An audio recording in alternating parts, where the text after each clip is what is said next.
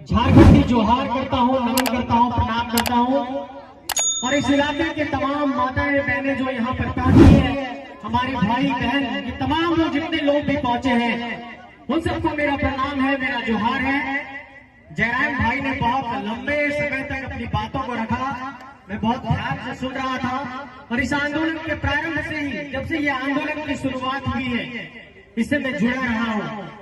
एक बात मैं ये कहना चाहता हूँ कि अगर पेटरवार के लोगों की ये जमीन यहाँ पर जा रही है, अगर हाईवे का चौड़ीकरण हो रहा है, और जिस कॉन्स्टिट्यूशन के जिस आर्टिकल अनुच्छेद का जो जिक्र किया जयराम भाई ने, मैं ये मानता हूं कि अगर जमीन हमारी है तो फैसला हमारा होगा, जमीन हमारी है तो कर हमारा होगा, जमीन हमारी है तो निर्णय हम लेंगे। ये अब नहीं चलेगा कि जमीन हमारी है और रेट कोई और तय करेगा। एक बात इस पर समझिए, मैं इस पर कुछ नीतिगत बात आपको समझाने की कोशिश कर रहा हूं। इसको समझिएगा कि किस तरीके से इस पर एक तरीके से आप लोगों को शिकंजे में कसने की कोशिश की जाती है। जब कोई हाईवे बनना होता है तो national highway authority of India, जिसको राष्ट्रीय राजमार्ग प्राधिकरण कहते हैं, वो यहाँ से रिपोर्ट भेजती है। उसकी यूनिट स्टेट में है, यहाँ पर राज्य में उसकी इकाई रहती है।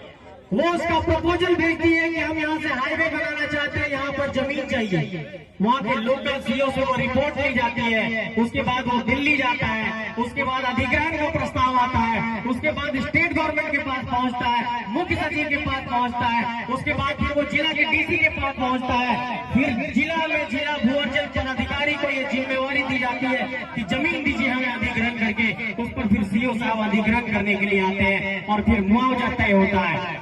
लेकिन ये समझना होगा कि अगर झारखंड की धरती पर किसी का जमीन अधिग्रहण किया जा रहा है, चाहे जिस तरीके से चाकिल डैम की बात की गई, डीवीसी की बात की गई, एचईसी की बात की गई, वेदांता की बात की गई, उन तमाम कंपनियों की बात की गई, आखिर इस अधिग्रहण में हमें क्या मिला है, हमें हमारे जमीन के बाद क्या मिला है, इस बात पर भी सोचने की जरूरत है। जयराम भाई संघर्ष की बात कर रहे थे, अभी कुछ दिनों पहले का मैं अपना एक अनुभव साझा कर रहा हूँ। मैं भारत का प्रतिनिधित्व कर रहा था, दुबई एक कॉन्फ्रेंस में गया था, यूनाइटेड नेशन का एक कॉन्फ्रेंस था।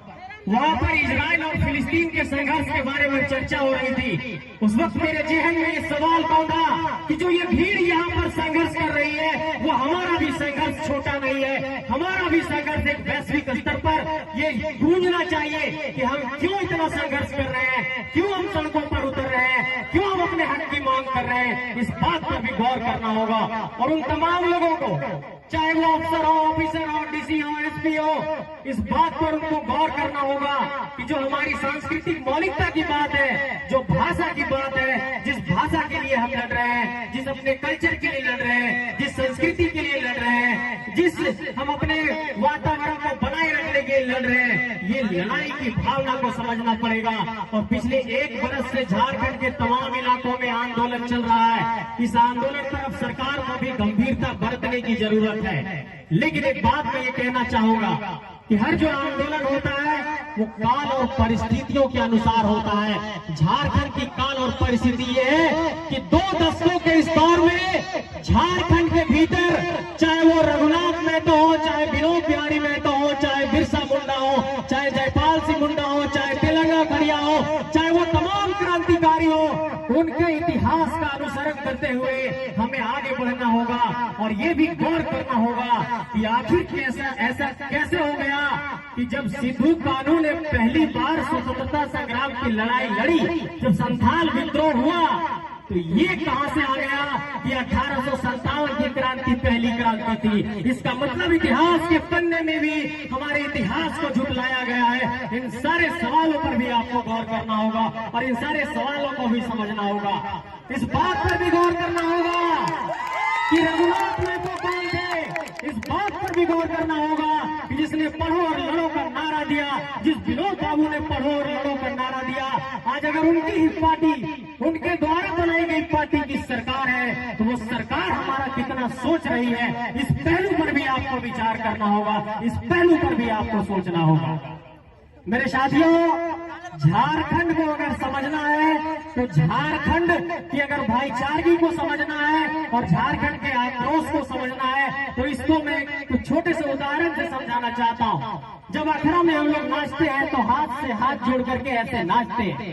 ये संदेश देता है कि हम मिलजुल करके रहने वाले लोग हैं, प्यार मोहब्बत से रहने वाले लोग हैं और हम भाईचारे को पसंद करते हैं, प्रेम और सद्भाव को पसंद करते हैं। लेकिन जब हमें ललकारा जाएगा, जब हमें गुस्सा दिलाया जाएगा, जब बार बार हमारे अधिकारों का हनन किया जाएगा, तो इसी माटी से भगत सिंह भी पैदा होगा और इसी माटी से बिरसा मुंडा पैदा होगा, इसी माटी से नया विनोद बिहारी महतो पैदा होगा, इसी माटी से नया रघुनाथ महतो पैदा होगा और इस माटी से जब जयराम महतो जैसा भाई पैदा हो सकता है तो ऐसे कई और भाई पैदा होंगे। इसलिए सरकार को, सियासत को, राजनीतिक सत्ता को, नौकरशाही को इस बात का अब अंदेशा हो गया है कि झारखंड के नौजवान जाग गए हैं, वो पढ़ने लिखने लग गए हैं। अरे हम महतो लोग हैं, मुंडा लोग हैं, आदिवासी लोग हैं, गरीब गुरबे लोग हैं, तो ये समझने की कोशिश नहीं करिए कि हमें संविधान नहीं आता है और हम संविधान नहीं जानते हैं, हम मौलिक अधिकार नहीं जानते हैं, हम कॉन्स्टिट्यूशन को नहीं पढ़े हैं। और ये जो हीन भावना लोगों ने रखी है कि अरे ये झारखंडी लोग हैं, चंद पैसे में बिक जाएंगे, उन्हें कुछ मुआवजा दे करके हटा देंगे,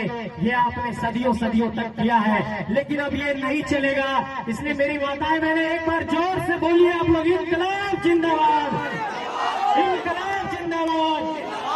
क्या आप लोग लड़ने के लिए तैयार हैं झारखंडी माटी के लिए?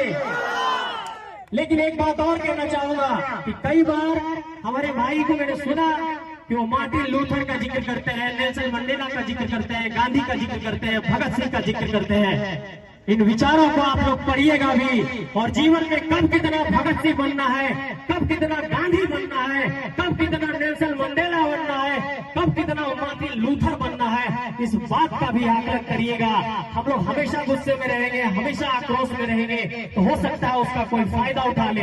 इसलिए गांधी के विचारों की भी प्रासंगिकता रहनी चाहिए, भगत सिंह के विचारों की भी प्रासंगिकता रहनी चाहिए और सबके विचारों का समावेश हमारे आंदोलन में दिखना चाहिए, ताकि हम वैचारिक तौर पर भी समृद्ध बन सके, ताकि हम विचारों से भी मजबूत बन सके, ताकि हम लोगों से जब लड़े तो कानूनी तौर पर भी हम लड़ सके। इन सारे सवालों पर भी गौर करिएगा। और एक छोटी बात और कहना चाहूंगा कि हम लोग लगातार कहते हैं कि हमें नौकरी नहीं मिल रही है, नौकरी के लिए हम लोग यहाँ पर लड़ रहे हैं, यहाँ पर परीक्षाएं हो रही है तो बार बार परीक्षाओं का परिणाम कैंसिल हो जा रहा है, ऐसी बहुत सारी परिस्थितियां हैं। लेकिन कुछ छोटी छोटी बातें हैं जिस पर गौर करना होगा और खासकर अपनी बहनों से मैं कहना चाहूंगा, जो मेरी बहन यहाँ पर है, मान लिया जाए उनकी शादी हो जाएगी कुछ साल बाद। आमतौर पर ऐसा होता है कि हम शादी होने के बाद अगर हमारा नाम है रीना कुमारी तो हम लोग करते हैं ससुराल में जाकर के रीना देवी कर देते हैं। ऐसी गलती कभी नहीं करनी है। इन सारे गलतियों का शासन प्रशासन के लोग लाभ उठाते हैं कि रे तुम्हारा तो नाम वहाँ पर रीना कुमारी था, यहाँ रीना देवी कैसे हो गया, तुमको ये एप्लीकेशन रिजेक्ट करते हैं, तुम्हें यहाँ नौकरी नहीं मिलेगी। इन छोटी छोटी बातों पर भी ध्यान देना है और इस बात का हमेशा ख्याल रखिएगा कि जब भी कोई गाँव से जब बाहर जाते हैं तो पति का नाम हम लोग जोड़ने लगते हैं, लेकिन हमेशा से सर्टिफिकेट में भी इस बात का ध्यान दीजिएगा कि उस पर पिता का नाम होना चाहिए, पति का नाम नहीं जोड़ना है। ये छोटी छोटी बातों को भी समझना पड़ेगा, क्योंकि आप जब फॉर्म भरेंगे नौकरी के लिए जाएंगे तो जो पहली क्राइटेरिया है फॉर्म भरने की वहीं पर आपको रिजेक्ट कर दिया जाएगा। आप परीक्षा दे ही नहीं पाएंगे, कंपटीशन में जा ही नहीं पाएंगे, तो आप परीक्षा पास कैसे करेंगे। इन सब कारणों से भी हम लोग पिछड़ रहे हैं। इन सारे सवालों पर भी आपको सोचना पड़ेगा। और झारखंड के तमाम इलाकों में जिस तरीके से जयराम भाई लगातार कह रहे हैं कि आंदोलन हो रहा है, मैं झारखंड के सभी प्रमंडलों में घूमा, 5 प्रमंडल में घूमा और आप देखिए लातेहार जाइए तो वहाँ पितरिया खार का कोल माइंस है, आप बड़का गांव जाइए तो वहाँ पर कोल माइंस है, टीपीसी का है। आप जिस इलाके में भी जाइए, आप सारंगा के जंगलों में लगभग 3 महीने घूमा हूँ, मैंने देखा कि वहाँ पे स्टील अथॉरिटी ऑफ इंडिया का माइंस है, चिरिया माइंस है, उषा मार्टिन का माइंस है। इस तरीके से लोग विस्थापित हो रहे हैं, पुनर्वास की कोई नीति नहीं बन रही है, बसाने की कोई नीति नहीं बन रही है। इन सवालों पर भी सोचना होगा। सारंगा के जंगलों में जब गया तो मुझे रोना आ गया। वहाँ हर एक बच्चा, एक रिपोर्ट कहती है कि लगभग 95% बच्चे वहाँ पर कुपोषित हैं। ये बच्चे कौन हैं? हमारे आपके घर के लोग हैं। उनको खाने को 2 जोड़ की रोटी नहीं मिल रही है और यहाँ पर अरबों खरबों का खेल हो रहा है। ये अब बर्दाश्त नहीं किया जाएगा। बर्दाश्त की सीमा अब गुजर चुकी है। अब लड़ाई लड़ने का वक्त आ गया है। लेकिन मैं फिर से यही कहूंगा कि ये लड़ाई हम विचारों से लड़ेंगे, जोश खरोश के साथ लड़ेंगे।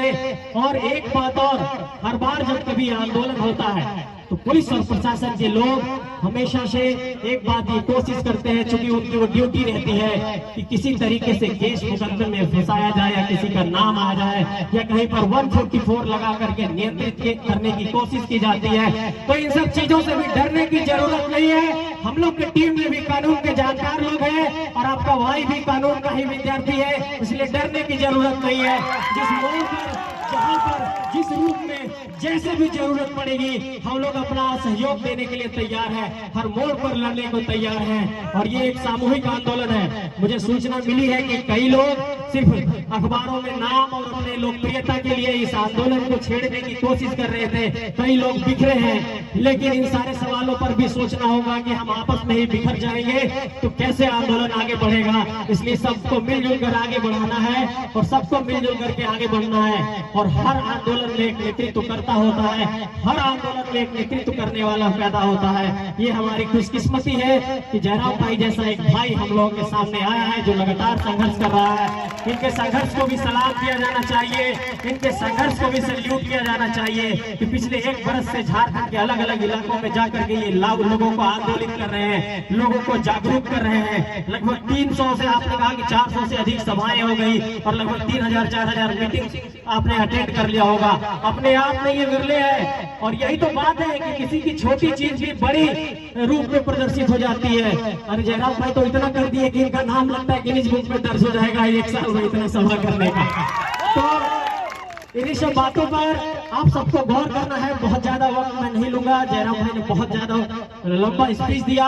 अंत में मैं यही कहना चाहूंगा कि इस पेटरवार की धरती पर अगर भूमि अधिग्रहण हो रहा है, यहाँ पर हाईवे बनना है, तो इस सवाल पर भी सरकार को सोचना होगा कि हमारा रोजगार का क्या होगा। और एक बात समझिए कि जब जमीन हम लोग देते हैं तो वो पीढ़ियों तक कमाने का एक जरिया खत्म हो जाता है। जमीन हर पीढ़ी में स्थानांतरित होती रहती है, लेकिन आज की स्थिति क्या है? आप किसी बड़का गांव के आदमी से पूछिए, मैं वहां पूछता हूं उन लोगों से, वो जाते हैं एनटीपीसी के दरवाजे तक, उनका एप्लीकेशन वहीं डस्टबिन में फेंक दिया जाता है और पता चलता है कि उनका 20 एकड़ पर जमीन गया है। क्या हमने जमीन इसीलिए दिया था कि अगर एक गार्ड की छोटी सी नौकरी मांगने जाए तो हमारा एप्लीकेशन फेंक दिया जाए? क्या इसी स्थिति के लिए झारखंड बना? क्या ये 22 सालों का झारखंड, 2 दशकों का झारखंड अब जवान हो गया है? जवान होने पर बेटा अपना हक मांगता है, ये झारखंड भी अपना हक मांग रहा है। एक बार जोर से अपनी आवाज को बुलंद करिए और हाथ को बुलंद करिए कि झारखंड के लिए हम लड़ेंगे, झारखंडी हक के लिए लड़ेंगे, झारखंडी माटी के लिए लड़ेंगे, झारखंडी माटी के हक अधिकार के लिए लड़ेंगे। एक बार जोर से बोलिए, जोहार झारखंड, जोहार झारखंड। विनोद बिहारी महतो, विनोद बिहारी महतो, शहीद रघुनाथ महतो, बिरसा मुंडा, बिरसा मुंडा, सिद्धू कानू, सिद्धू कानू। आप सबको बहुत बहुत जोहार, आप सबको मेरा प्रणाम। फिर से कभी मिलेंगे और अपनी बातों रोके रखेंगे। इस पेटरवार की पेटरवार की इस क्रांतिकारी जनता को मेरा प्रणाम है। शीश झुकाकर आप सभी माता बहनों को मेरा प्रणाम है। बहुत बहुत जोहार।